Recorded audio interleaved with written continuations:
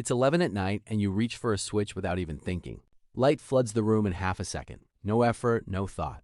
Now imagine that switch never existed. Not for you, not for anyone you know. For most of human history, there was no button for light, no button for heat, no button for anything. 99% of our history happened in the dark, literally. So how did people survive, sleep, eat, and stay alive with zero electricity? Let's go back and live through a single day the ancient way.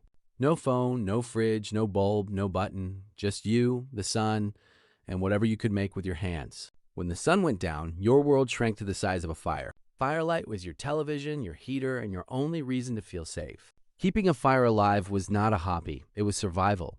Imagine if the fire died overnight, the whole family could freeze. Someone always stayed half awake just to feed the flames. Before fire was tamed, the night belonged completely to predators. Early humans who could not make fire simply did not make it to morning. Once people learned to spark flint against stone, everything changed. Fire meant cooked meat, which meant more calories, which meant bigger brains. Fire also meant light, which meant humans could finally push back the dark. Later came oil lamps, burning animal fat inside carved stone. The smell was awful. The light was dim. But it was still light. Torches let hunters chase prey even after sunset. Candles came much later and were still a luxury for centuries. A single candle could cost a full day of someone's wages. Rich households burned dozens of candles just to read one book. Poor families went to bed the moment it got dark because light was too expensive. Moonlight became a genuine tool. People planned travel around a full moon. Farmers harvested by moonlight because the work could not wait for morning. No moon, no light meant no work, meant staying inside and waiting. Winter without electricity was not cozy. It was a fight for your life. There were no thermostats, no heaters, no electric blankets anywhere. Entire families slept in one bed just to share body heat. Animals sometimes slept inside the home for the exact same reason. Homes were built small on purpose because small rooms held heat better. Thick walls, tiny windows, and low ceilings all trapped warmth. Straw, hay, and dried leaves stuffed inside walls worked as insulation. Furs were not fashion, they were the only winter coat available. Layers of wool and animal hide were the difference between life and frostbite. The hearth sat at the center of the home because everything revolved around it. Cooking, cleaning, talking, and sleeping all happened around that one fire. In the coldest regions, people built homes partly underground to trap heat. Snow itself was used as insulation, packed against outer walls. Some cultures burned dried animal dung when wood ran out. Every single log had to be chopped by hand and carried by hand. There was no delivery truck bringing firewood to your door. Imagine if you were too sick or too old to gather wood. You depended entirely on your neighbors. This was daily life before a single wire ever carried electricity into a home. And staying warm was only half the battle. You still had to eat. Without a fridge, every single meal was a race against spoilage. Meat had to be eaten fast or preserved almost immediately. Salt was one of the most valuable substances on Earth for this exact reason. Packing meat in salt pulled out the moisture bacteria needed to grow. Smoking meat over a slow fire could preserve it for months. Fish were hung to dry in the wind until they turned hard as wood. Vegetables were pickled in vinegar or buried in salt brine. Root cellars dug deep into the ground kept food naturally cool. The earth itself acted as your refrigerator, holding a steady cold temperature. Ice was actually harvested in winter and stored in underground ice houses. Blocks of ice packed in straw could last through most of summer. Only wealthy households could afford the luxury of an ice house. Fermentation turned milk into cheese and cabbage into something that lasted for years. A jar of pickled vegetables could feed a family through an entire winter. Grain was dried and stored in sealed containers to keep pests and moisture out. Farmers planned entire years around harvest and storage, not convenience. Imagine if a harvest failed. There was no grocery store backup plan. Famine was a very real yearly threat, not a distant historical concept. Every single meal represented hours of unseen labor. There was no button to press for dinner, only work. Without clocks, people still needed to track time, and they found clever ways.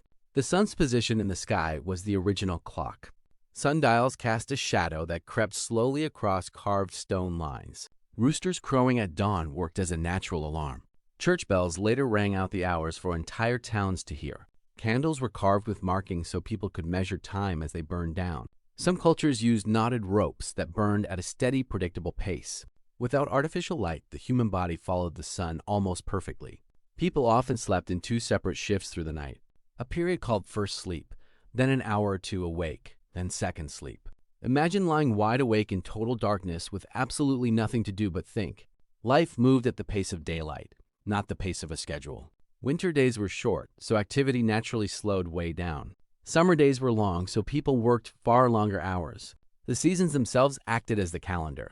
Sending a message across distance took real physical effort. Runners were trained to sprint for miles just to deliver news. Some societies used drum beats that could carry messages across entire valleys. Smoke signals sent short bursts of information visible for miles. Homing pigeons carried tiny handwritten notes strapped to their legs. A letter to a distant relative might take weeks or even months to arrive.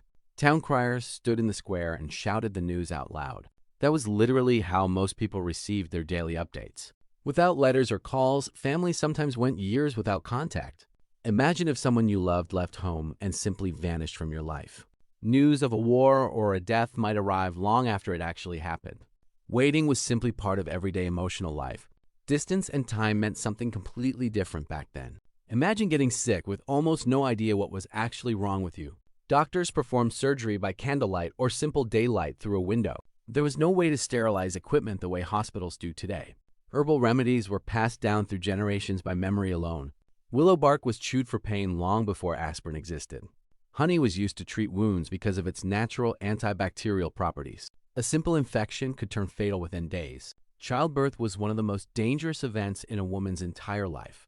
Midwives worked through the night, using nothing but candlelight and experience. Life expectancy was brutally low, largely because of childhood disease. Many families expected to lose at least one child before adulthood. Epidemics could wipe out entire villages with no warning and no explanation. People often believed illness came from bad air or angry spirits. Quarantine existed, but with almost no scientific understanding behind it. A single bad harvest combined with disease could devastate a whole region. Healers relied on trial, error, and centuries of passed-down observation. There was no ambulance, no emergency room, no call for help. If something went wrong at night, you simply waited until sunrise. Every single task in daily life demanded physical human effort. Grinding grain into flour could take hours of repetitive labor. Water had to be carried by hand, often from faraway sources. Washing clothes meant scrubbing fabric against rocks in a cold river. Farming was almost entirely done using human and animal muscle. Oxen and horses pulled plows through heavy, resistant soil.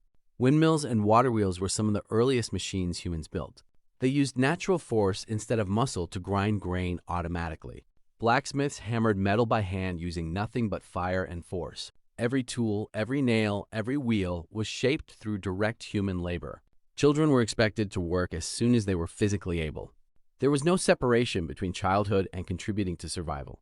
Imagine ending every single day completely exhausted just to survive. After sundown, entertainment did not disappear. It simply changed completely. Storytelling around the fire was the original form of nightly entertainment. Elders passed down history, myths, and lessons through spoken word alone. Music came from simple handmade instruments and human voices. Communities gathered close together because the night felt genuinely dangerous alone.